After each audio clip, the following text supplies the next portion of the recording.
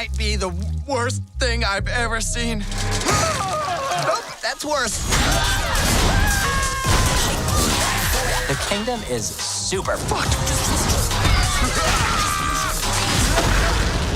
Princess, I'm here to save you. Ew. Like, what are you, obsessed with me? Stalker. I think it's really important to have balance in your life.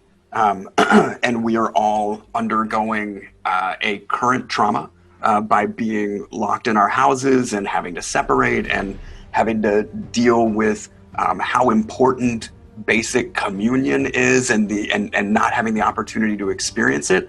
And then we're also at a flashpoint in our country where we, for the first time in a long time, are talking more meaningfully about what is wrong and what we will or won't accept. And also everyone, I found myself, and I've always considered myself educated and aware.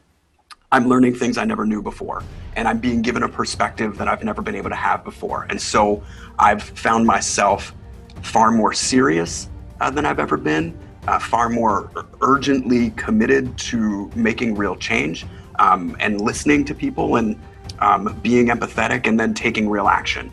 And that is overwhelming, and it can be exhausting. And I think as people, you need a real balance. And if you're constantly in an enraged and furious, serious place, then you're not even well rested enough to adequately hear each other and to actually stay energized and motivated to accomplish the enormous goals that we've set before ourselves. And so just having a moment of break, a moment to laugh, to smile, to feel those feelings and feel like, oh, this is what it feels like to be a person. I think that's really important. And even if it's only for 22 minutes, I love having the opportunity to share a laugh with other people. You know, I mean, I think Seth said it perfectly. We need a respite. We need a break. We need to take a moment, you know, and this is silly. It's adult and irreverent, but it's also a really silly show and a really funny show. And I've enjoyed the laugh. I needed the laugh, and I'm so happy that we're kind of popping into the world at a time where everyone that needs a laugh can find it here, and it's been a gift. And it just worked out. It was serendipitous that it worked out that we were released at this time in the nation and in the world.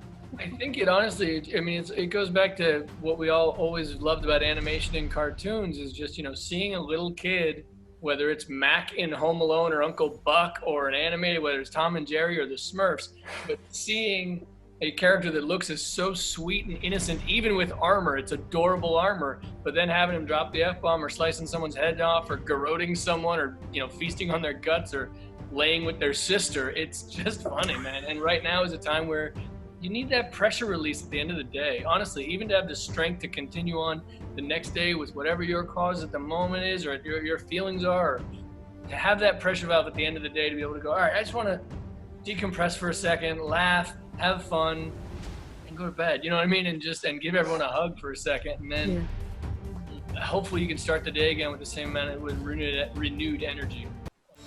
I only want to be a knight to help people in need, because the king is a terrible ruler. We need a public execution. You go down to the dungeons for me and pick out a real all-star. You know, a true shitball. Oh my God. Hello, little brother. We hear you've got a new job. The kingdom needs us. If we all stick together, we can save people. Why would we ever do that? Every kid wants to be a hero, but do you know how many actually go pro? I hate my family. How long did it take you guys to desensitize from all these one-liners and double entendres? Still not desensitized. Yeah. I'm going to sound like a broken record. It's a very cathartic experience to be spewing off all of this raunchy dialogue. And to get paid for it, what a revelation. Do you guys get a parting gift, like a wood character of yourself? Do they give you that, a drawing or anything? I got one. I hope so. I got a toy. I got a toy. Of you? Well, You got a toy? Boy. Did you ask for it, or did they just give it to you because you're like voiceover royalty? You are. I'm not really allowed to talk about it with you guys. Oh, did they give you that chair too? She is not. I had to buy my own desk A chair. separate interview. What were some of the challenges of doing this? Because again, we talked to the producers and everything else. They said you had to repeat lines over and over again. But coming from you, what were some of the challenges of doing this? I mean, for me, well, go ahead, Adam. You ahead. definitely had more challenges than I did. Oh, well played. So the challenges, were more of like, hey, Adam, can you stop crushing it so hard? Can you stop, like, everything you say is funny? We don't have enough tape. Like, we have to save some for Tara, and like, there's, Lord knows that's going to be a long sesh, and like, we have to edit a lot because she goes off script, but it's like a different show because she's like trying to somehow subtly humble brag that she does a lot of different shows. So she's like, this is My Little Pony, and they're like, nobody fucking cares. This is Crossing Swords, different network. But so yeah, no, but I mean, truly, they let us improvise and play so much. So it is trying to make sure that you stay in line with the context of the show and just do jokes with a purpose, like, which I think, they provide you with enough of the world and relationships with all the characters to where you can kind of do your thing and not speak without a reason, Look out! I'm okay.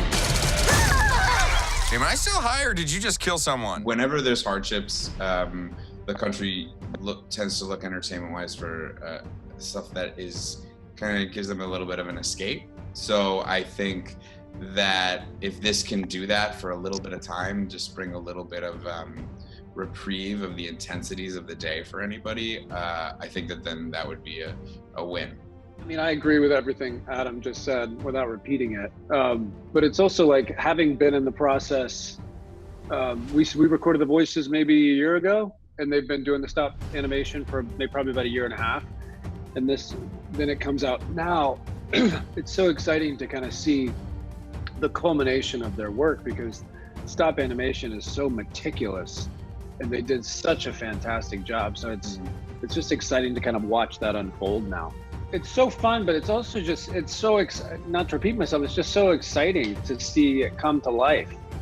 I mean, it's just the fact that the little characters don't even have arms, but they make it work with things floating, and kind of the genre of the crassness with the Renaissance period, and also the simplicity of stop animation mixed with it's a really fun thing to watch. Oh, Hulu's been awesome. They're incredibly collaborative and really supportive, and any of their notes or ideas are never in competition with what we're trying to do. It only looks to enhance it. They only give us information as to how better serve their audience. I mean, it's been awesome getting to work with them. And then they've given us a ton of promotion. They're really pushing the show and making it available to people, and I don't know what else we could ask for.